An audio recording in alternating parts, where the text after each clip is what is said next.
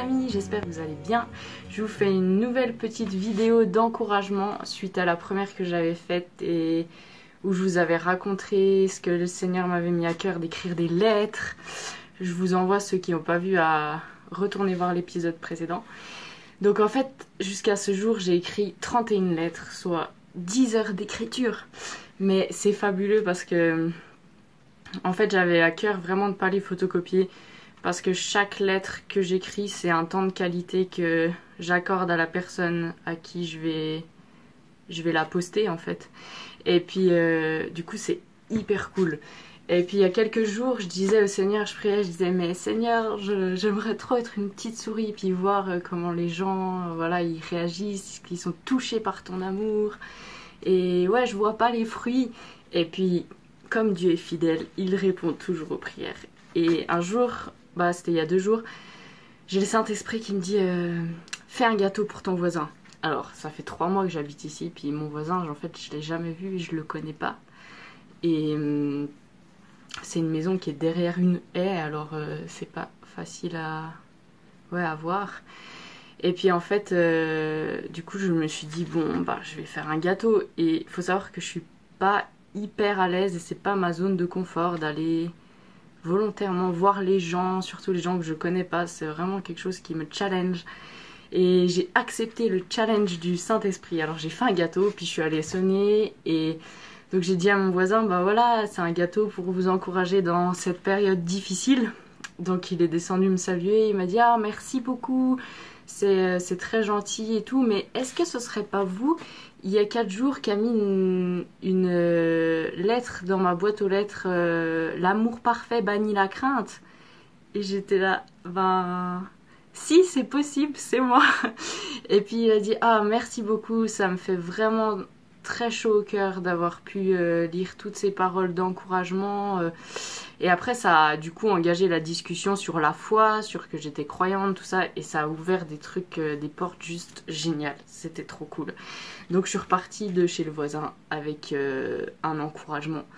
Et tout ça aussi pour dire que le virus, on était à distance, donc il a ouvert la porte, on est resté à quelques mètres, mais le virus n'empêche pas de faire des choses et puis d'apporter l'amour de Dieu là où on peut le faire, même si c'est restreint.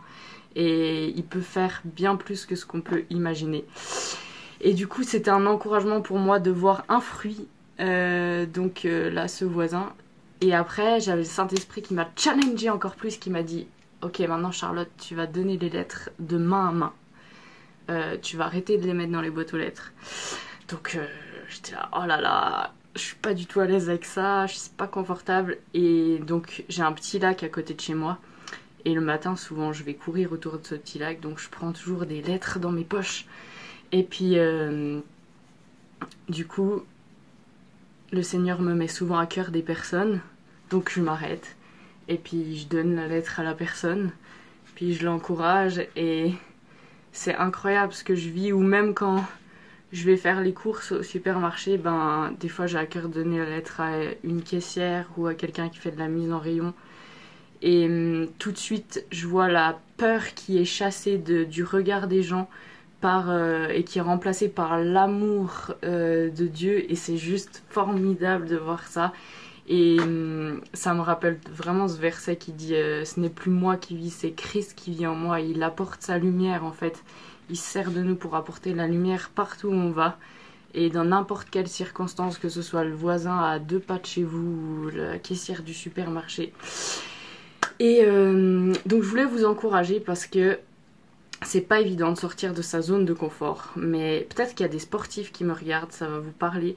Quand vous faites des entraînements et que vous entraînez fort pour des compétitions, des choses comme ça, si vous prenez jamais de risques, si vous sortez jamais de votre zone là où vous êtes à l'aise, où vous arrivez à bien souffler, bien respirer, et vous progressez pas en fait. Puis vous pouvez pas voir les fruits de vos entraînements et de votre travail. Et là c'est la même chose, si on se sort pas un peu de sa zone de confort, on se challenge pas, on peut pas voir les fruits. Et puis vous encouragez aussi sur le fait que parfois ce qu'on sème en tant que chrétien, ça peut être décourageant de pas voir les résultats tout de suite ou de pas voir les gens. On aimerait tellement voir chaque personne se tourner vers Jésus et accepter Jésus, mais tout de suite, et c'est pas forcément le temps et c'est pas forcément le plan non plus tout de suite.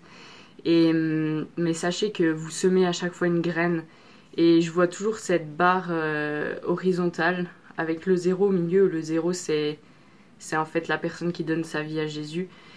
Et avant ce 0, il y a plein de personnes, plein de chrétiens qui sont sur le chemin des gens et qui vont semer une graine plus une graine.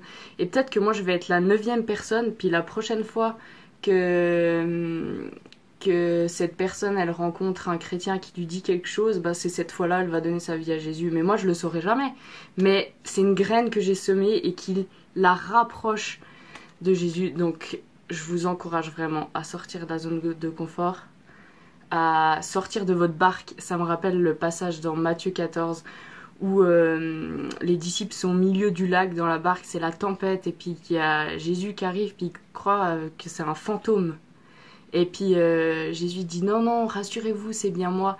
Et Pierre, il se donne un challenge, il sort de sa zone de confort, il dit Seigneur, si c'est toi, alors ordonne-moi de venir à toi et de sortir de la barque, et puis en fait de marcher sur l'eau.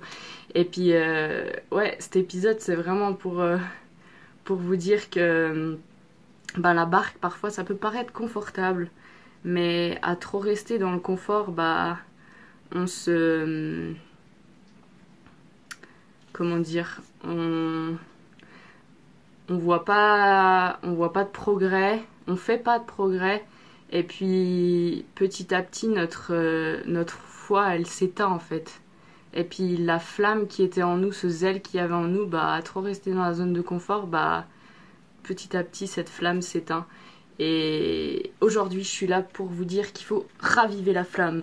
Alors j'espère que ce message vous a encouragé. Toutes mes pensées vont vers ceux qui sont touchés par le virus, et que ce soit de la famille, de loin ou de près.